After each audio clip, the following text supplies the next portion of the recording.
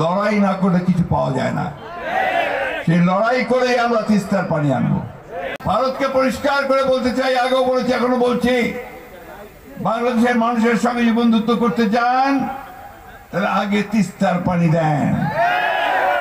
আমরা আমাদের পায়ের উপরে দাঁড়াতে চাই, আমরা আমাদের হিসাব বুঝে নিতে চাই।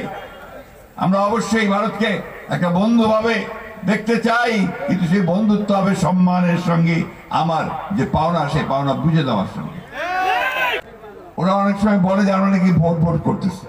ভোট করার কারণ একটাই, যে ভোট না হলে আমার নেতা নির্বাচিত হবে কোত্থেকে, আমার কথাটা বলবে কে? আমার তো প্রতিনিধি চাই, তাই না? সেই জন্যই আমরা নির্বাচনের কথা বলছি। আর নির্বাচন দিলে দেশটাতে যে অশান্তি সৃষ্টি হয়েছে সে অশান্তি হবে না, শান্তি আসবে, একটা স্থিতিশীলতা আসবে। অন্তর্বর্তীকালীন সরকার কথাই তো বলেন যে আমরা নিরপেক্ষ, তো নিরপেক্ষ কিন্তু এই জায়গায় থাকলে চলবে না। এই জায়গায় আপনাকে মুখ খুলতে হবে, ভারতকে বলতে হবে যে আমার পানি ন্যায্য হিস্সা আমি চাই।